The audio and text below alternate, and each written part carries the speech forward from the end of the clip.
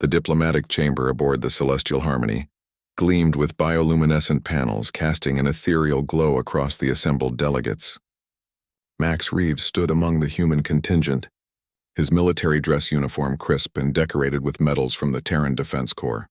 At 24, he was the youngest officer ever selected for the historic first contact negotiations with the Zalarian Empire, Princess Mia Zalith, known simply as Mia, in the human translation protocols entered with an entourage of advisors. At 19 cycles, she was considered young even by Zalarian standards, but her lineage granted her authority that transcended age. Her crystalline skin refracted light in mesmerizing patterns, and her 4 elegant arms moved with practiced grace. She had studied human customs for months, preparing for this moment that would determine whether 2 civilizations could coexist peacefully. The negotiations began cordially enough. Trade routes were discussed. Technology exchanges were proposed. Max found himself genuinely impressed by the princess's intelligence and diplomatic acumen. She asked thoughtful questions about human agriculture, showing particular interest in how humanity had survived the Great Famine of 2187.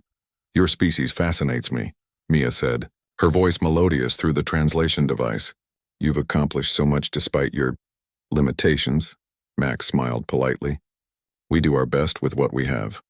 "Indeed." Mia gestured to a holographic display showing Earth's history. "It's remarkable how you've compensated for your single-minded focus. Most species develop cognitive flexibility early in their evolution.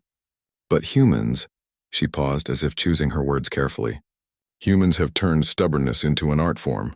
A few Zalarian advisors chittered with what the translator interpreted as laughter. Max's smile tightened slightly, but he maintained his composure. The princess continued, warming to her subject. "Your planet's resources were nearly depleted by 2150, yet you refused to accept limitation. You built those enormous solar arrays, those fusion reactors, all brute force solutions when more elegant alternatives existed. It's almost endearing." Admiral Chen, the human delegation leader, shifted uncomfortably. Max kept his expression neutral, but his jaw clenched imperceptibly. Mia leaned forward, her primary arms folded while her secondary arms gestured expressively. "And your technology, still relying on kinetic weapons and chemical propulsion. When we offered to share our gravitic technology, your scientists took 17 years just to understand the basic principles. The Vorlax comprehended it in 3. The Vorlax have neural cluster processing," Max interjected quietly. "Their cognitive architecture differs from ours."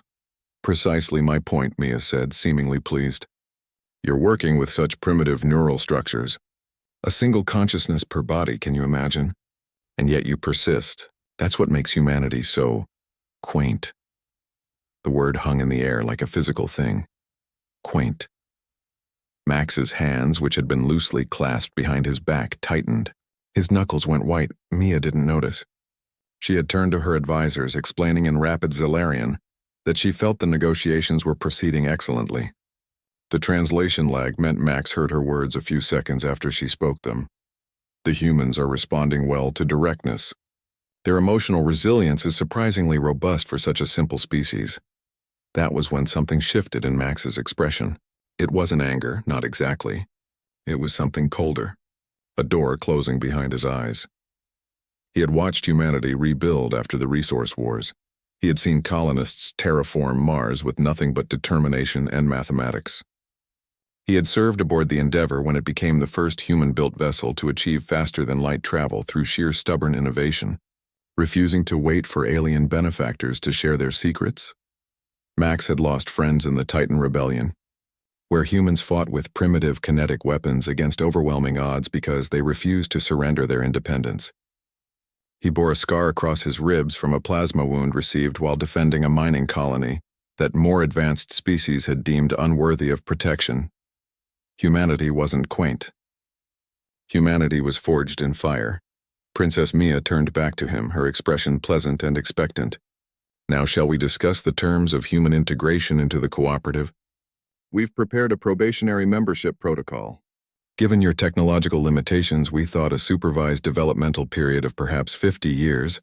Max removed his tablet from his jacket pocket with deliberate precision. He set it carefully on the diplomatic table.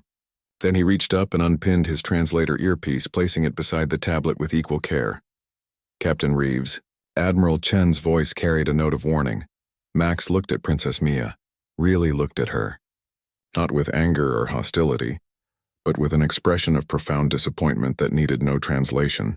For 3 long seconds, their eyes met. Then Max turned. His boots made crisp sounds against the deck plating as he walked toward the exit. His spine was straight, his pace measured and unhurried. He didn't storm out. He didn't slam doors. He simply left. The diplomatic chamber fell into confused silence. "I don't understand," Mia said, her translator projecting puzzlement. What just happened?" Admiral Chen closed his eyes briefly, then reopened them with the expression of someone who had just watched a carefully built house collapse. "Your Highness, Captain Reeves lost his entire family during the resource wars. He rebuilt his life through military service. He earned 3 PhDs in xenobiology, quantum mechanics, and comparative philosophy specifically to be qualified for this mission." The Admiral stood, gathering his materials. "You didn't offend a diplomat, Princess. You offended a representative of a species that has clawed its way up from nuclear ashes twice, that has survived extinction-level events through nothing but will and ingenuity. But I was complimenting human resilience. You were being condescending," Admiral Chen said quietly. "And Captain Reeves decided you weren't worth the words it would take to explain why." The Admiral nodded to his remaining staff. One by one they began collecting their materials. Mia watched in growing horror as the human delegation prepared to depart. "Wait, the negotiations will resume," Admiral Chen said, "when you're ready to speak to us as equals. Not as curiosities, not as quaint primitives, as equals." The humans filed out, leaving Princess Mia standing in the chamber surrounded by her advisors, finally understanding that sometimes the most powerful response to disrespect is the absolute refusal to engage with it.